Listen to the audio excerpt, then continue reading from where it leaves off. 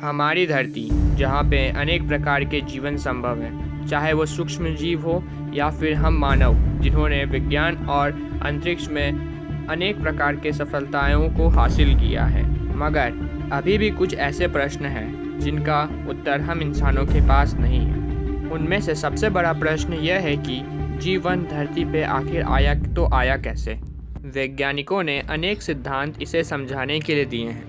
उनमें से आज हम पैंसपर्मिया नामक सिद्धांत को जानेंगे और समझेंगे कि ये कैसे काम करता है।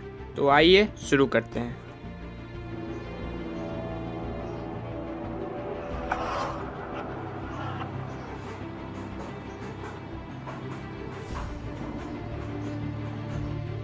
पैंसपर्मिया थ्योरी के अनुसार धरती पे जो जीवन मौजूद है या फल फूल रहा है, वो असल में धरती पे शुरुआत नहीं हुआ था। उसका शुरुआत ब्रह्मांड के किसी दूसरे कोने में हुआ था और किसी कारण वह धरती पे आ गया।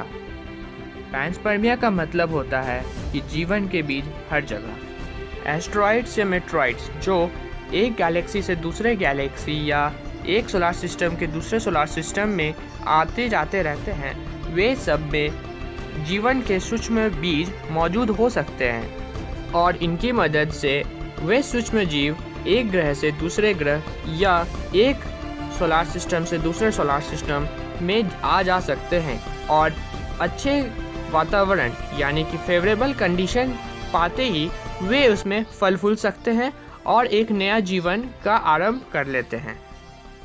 पैंसपर्मिया थ्योरी 3 भागों में बांटी गई है।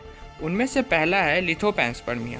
लिथोपैंसपर्मिया के अनुसार जीवन एक प्लैनेट से दूसरे प्लैनेट या एक सोलार सिस्टम से दूसरे सोलार सिस्टम या एक गैलेक्सी से दूसरे गैलेक्सी में जाने के लिए इंटरस्टेलर ऑब्जेक्ट्स का यूज़ किया करता है। इंटरस्टेलर ऑब्जेक्ट एस्ट्रॉइड हो सकते हैं, मेट्रॉइड हो सकते हैं या फिर कुछ रॉक्स के पार्टिकल्स जो कोई प्लैनेट से किसी टकराव के कारण टूट के बिखर गए हो। ये इंटरस्टेलर ऑब्जेक्ट जो होते हैं वो एक गैलेक्सी से दूसरे गैलेक्सी की ओर आते जाते रहते हैं। हमारे सोलार सिस्टम में भी ऐसे करोड़ों एस्ट्रॉइड्स या इंटरस्टेलर ऑब्जेक्ट होते हैं जो हर हमेशा धरती के आसपास या सोलार सिस्टम में प्रवेश करते हैं और फिर इसे छोड़ के दूसरे सोलार सिस्टम की ओर बढ़ जाते हैं। तो इन ऑब्जेक्ट्स में भी जीवन के होने की प्रमाण मिल सकते हैं। पैंसपर्मिया थ्योरी के दूसरे भाग को बैलिस्टिक पैंसपर्मिया कहते हैं। इस पैंसपर्मिया के अनुसार जीवन के अंश हमारे सोलार सिस्टम के अंदर ही पाए जा सकते हैं। वे हमारे सोलार सिस्टम के अंदर किसी और ग्रह या कोई और सेलेशियल ऑब्जेक्ट पे मौजूद होंगे जो हमारे धरती तक किसी मेट्रॉइड या फिर उस ग्रह के टूटे हुए भाग जिनमें जीवन के सूक्ष्म अंग मौजूद होंगे उसके द्वारा हमारे धरती तक पहुँचे होंगे।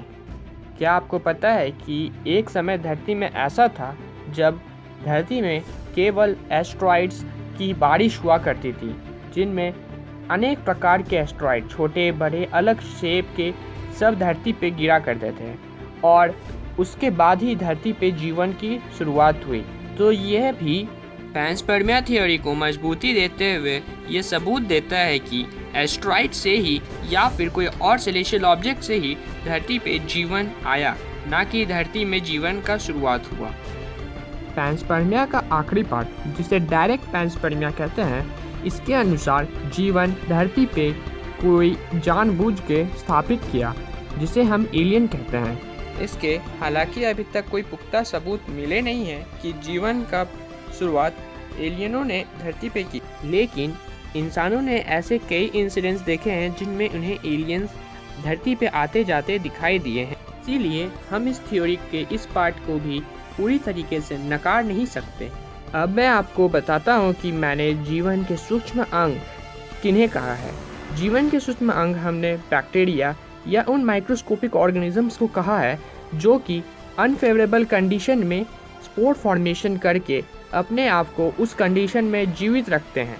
ये बैक्टीरियाज होते हैं जो जब उन्हें अनफेवरेबल कंडीशन मिलती है तो वे स्पोर फॉर्मेशन करते हैं और अपने आप को तब तक बचाए रखते हैं जब तक उन्हें कोई फेवरेटेबल कंडीशन ना मिल जाए, और अगर उन्हें फेवरेबल कंडीशन मिल गया तो वे वापस से सेल्स में डिवाइड होके जीने लगते हैं और ग्रो और डिवाइड करना शुरू करते हैं। कुछ ऐसा ही करोड़ों साल पहले उन बैक्टीरियोज ने किया होगा जो किसी एस्ट्रॉयड में मौजूद होंगे और ब्रह्मांड के बहुत कठिन समय से गुजर रहे होंगे, और जब वे धरती पे गिरे तो उन्हें फेवरेटेबल कंडीशन जैसे कि हीट, टेम्परेचर मिलने की वजह से वे फिर से जीने लगे और धीरे धीरे वे ग्रो किए। और एक ऐसा समय आया जब उनमें इवोल्यूशन हुआ और वे मल्टीसेलुलर ऑर्गेनिज्म बने, और धीरे धीरे वे फिर हम जैसे इंसानों में और अनेक प्रकार के जनजीवनों में परिवर्तित हो गए। Hope you like this video. Please like this video and subscribe to my YouTube channel for getting more informative videos like this one. Thank you.